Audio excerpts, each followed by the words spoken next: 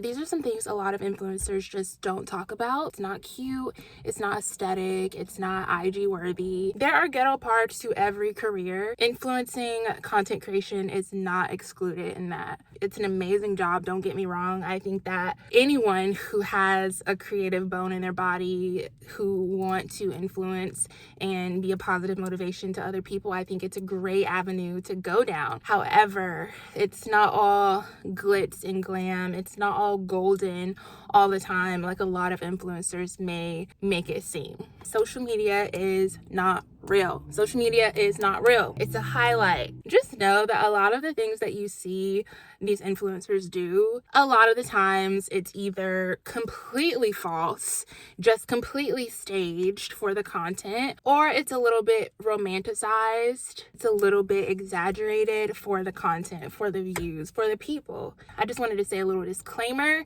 Social media is not real, guys. So now that we have all of that out in the open, I wanted to talk about some things that I hate about being an influencer. If you're new to this channel, hi, I'm Tia. I've been a full-time influencer for 2 years now. Don't get me wrong, another disclaimer. By no means am I complaining about what I do. I'm not trying to approach this topic to seem shallow or me not being grateful. No, that's not at all how I feel. I am extremely blessed and grateful to be doing what I love for a living. I wouldn't want it any other way. This is literally my dream career, but it's not all pretty all the time. There's a lot of stuff that comes with the job that a lot of people don't really talk about, and so I'm here to talk about it. I'm not saying that influencing is the hardest job in the world, because it's not. It's actually pretty freaking easy once you get established, but it's just maintaining it all and being consistent and showing up as that public figure every single day. There's just so much that goes into it. It causes me a lot of stress. I know for me, I get very overwhelmed. I'm just like a person that gets overwhelmed kind of easily, and this job doesn't help with that at all. But I think just having conversations like this for people who are interested in full-time content creation or whatever, or opening their own business, becoming a business owner, I think that these conversations are important, just so that they can be prepared for what comes with all of this. I wrote down a few things that just constantly grinds my gears. Number one, as a content creator, you really never have an off day, especially if you are full-time, especially if you are paying the bills with this career. Or I could start emailing at 9 a.m. and not get done until 8 p.m. No breaks in between work day. The 9 to 5 schedule is non-existent. Unless you just got it like that, unless you have a whole team to help you prep for all of that stuff and just plan your weeks and your quarters out. That's the goal. But for now, I ain't got it like that. So I have my manager. It's just us two kind of figuring stuff out on our own. So it's a lot of work. That's basically what I'm trying to get at. It's a lot of work. Whenever I'm going through something like with life, or I have things to do with family or friends, it's not some job where I can just like, oh, I'm going to take a couple of days off and just like relax and turn my phone off. Like, that can't really happen unless you plan it out ahead of time. Like, for example, I'm going to Florida this weekend with my mom, and I plan on working those days, not because I want to, but because I have to, because Beyonce's internet is 24 hours. If you think that working for yourself is going to give you more free time, you're wrong. Like, you're going to be working nonstop, sis, especially just starting out. And that's why work-life balance is just so important, because the line between the two can really get faded. I've had seasons where I have admittedly become a workaholic, not like a cute girl boss kind of way, in like a, whoa, it's 9 p.m. and I haven't eaten anything today kind of way. Another thing is, this is probably the scariest thing for me, is just the uncertainty of social media. As we can see, a platform is not promised. Platforms are not going to be here forever. Social media, the internet, it constantly evolves. There's constantly changes. TikTok went away.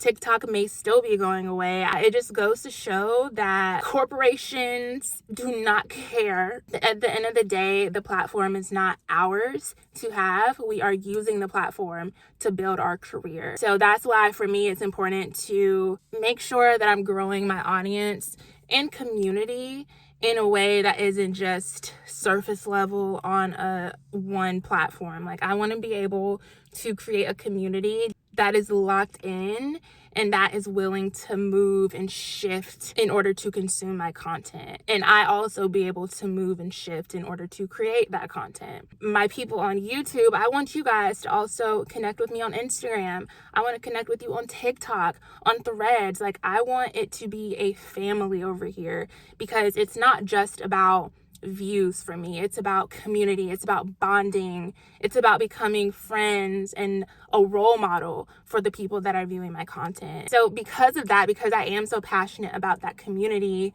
it's a really big goal of mine to have different ways that you guys can connect with me. But there's a lot of people that don't. There's a lot of people that just monetize or use one specific platform to reach their audience.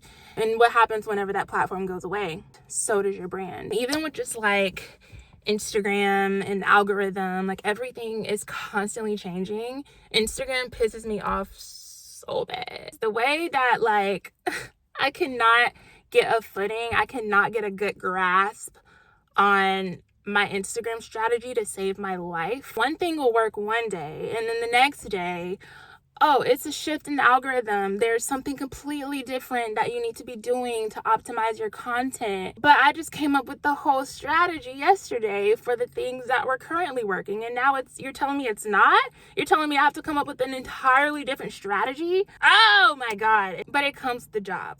So you kind of just have to go with the flow when it comes to stuff like that, unfortunately. Number 3 is inconsistent income. That is just a given when it comes to creating money for yourself, when it comes to monetizing your platforms. It's very scary, especially if you're someone who handles your own bills and you don't have any other income coming in. There's no set day of when you're going to get paid. There's no set amount.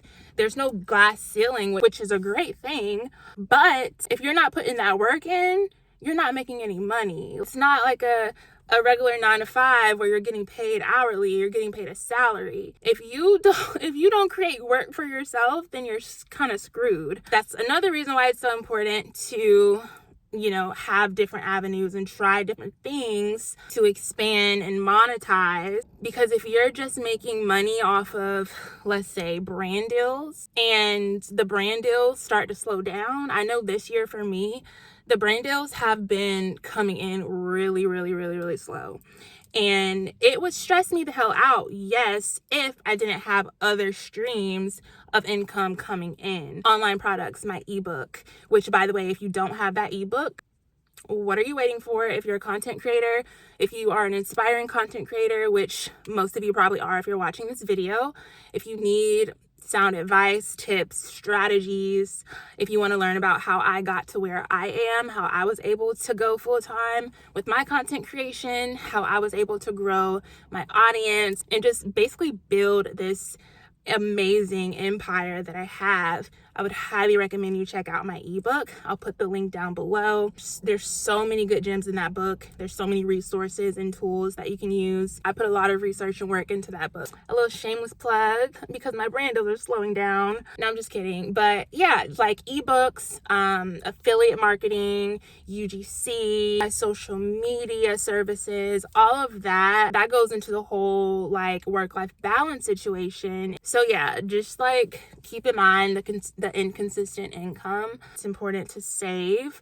and it's important to have an accountant and just like be 3 steps ahead of all of the financials. Otherwise, let me tell you right now, sis, the full-time thing is not going to work out for you if you aren't prepared for stuff like that. So the next one is this one might be all me to be honest, but I used to have a really big fear of being perceived. And I know that sounds crazy considering what I do. It even sounds crazy to me. Sometimes I'd be like, literally, why? Like, literally, why did God give me this ability and this desire to be a public figure, quote unquote, and to put myself out there on the internet to be perceived if I hate to be perceived? Like, it's make it make sense, but some things just don't make sense. Okay, but yes, being perceived by people who know you but you don't know can be kind of weird at times. Being judged all the time for your content, rude comments, like, it can really get sticky. It's getting sticky.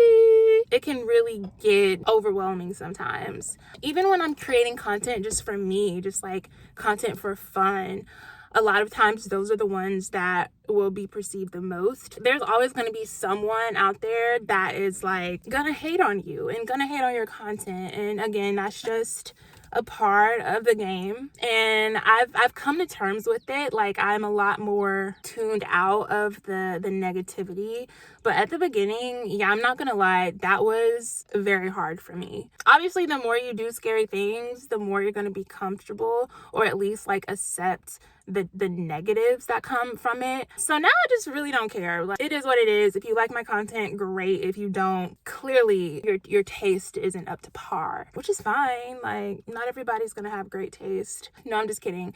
But seriously, not everybody is going to like you, and the sooner you accept that, the easier it'll get. The next one, it kind of ties to being perceived, but it's the whole like basing your success or measuring your success off of your popularity. You have to find that value within. You have to find that success within. And that's really hard whenever your measurement of success are your numbers on social media, are your engagement, how many people viewed your story, how many people liked your last reel. All of that can really get to you if you let it, if you don't have those guidelines to keep you on track. A lot of this is just all about mindset, y'all. Like, you really have to have a certain type of mindset in order to approach a career like this, because otherwise you can really get lost in it. And that's why I think it's so important to remember your why, which is another thing that I talk about in my ebook. There's going to be so much that comes with it,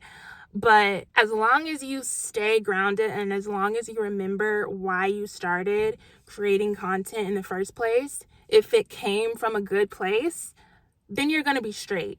But you just have to find ways to come back to that and ground yourself in that reality. I've been getting better at this, but I still find myself checking my follower count every other day and stressing myself out if the number is lower than it was the last time I checked. It can get really stressful, but if you have supportive people in your life, like my manager, for example, we measure my success with other things too. Like, it's not just my follower count, because follower counts, here's the tea, nowadays doesn't really matter anymore. It's about your community. It's about the bond that you share with your followers. So it doesn't really matter if you have 100K followers, but your community is weak and the connections that you have with your community sucks. Like, that's not going to do anything for you. Looking at it from a place of what your overall goal is, and not getting so stuck on the small, minute things that you can't really change. As long as you are authentically you and you are creating content that inspires other people, your platform has no choice but to grow. The next one is scary business stuff like taxes and LLCs, and oh my God, tax season is coming up, y'all. Damn, it made me just remember that. I'm okay. See, if I had a 9-to-5, I would not have to worry and stress all out about this as much. Paying your taxes, saving up for stuff like that, write-offs, LLCs, you're gonna have to invest in outsourcing, professionals like accountants and people that can help you with all of the financial stuff and all like the scary business stuff. The more you start to make and the more opportunities that come your way, you're going to have no choice but to outsource. And yes, that's more money, that's more investment into your business, but that's what a business is about. It's going to help you out a whole lot, and it's going to take a lot of stress off your plate. It really does help with that when you have someone to refer to and ask questions to, and someone who's monitoring that kind of stuff. The next one is creating content starts to feel like work instead of a creative outlet. I'm still trying to figure out like a good balance with that. When you do make it your full-time thing, your full-time job, it's really easy to forget about like all the organic content that you may have posted, just like the TikTok style kind of content that you would typically post if was just like a side passion project for you. You really have to consider making your brand look professional. You really have to consider prioritizing sponsored work and trying to figure out how to make ends meet. And that can be difficult to balance. I know for me, it has been a constant struggle because I do like to create content that's not sponsored, or it's just regular schmegular content. All the content on this YouTube channel has never been sponsored. It's just for fun. It's because I genuinely enjoy creating content for you guys. I just enjoy having that creative outlet. But on things like Instagram, it's a lot harder to create that organic content, or at least keep it at the forefront of your mind, because it just constantly feels like work. It constantly feels like you need to have some type of image on those platforms. Again, it goes back to having that work-life balance and just having those systems in place. And the last thing, the creative blocks that you get whenever you're constantly putting out content is insane. Biggest pet peeve when I want to create content, when I'm hungry to create content, but my brain does not work. I literally cannot think of anything creative. My brain clocks out. I run out of ideas. Sometimes I literally have no idea what I want to post, and I know that I need to post, and I kind of have to force myself to post, and then it doesn't come off as authentic. It's really a cycle. So yeah, those creative blocks are so annoying. There's definitely ways that you can help with that. Like, I have a running list of content ideas that I go to anytime I'm uncertain about what type of content I want to post that day.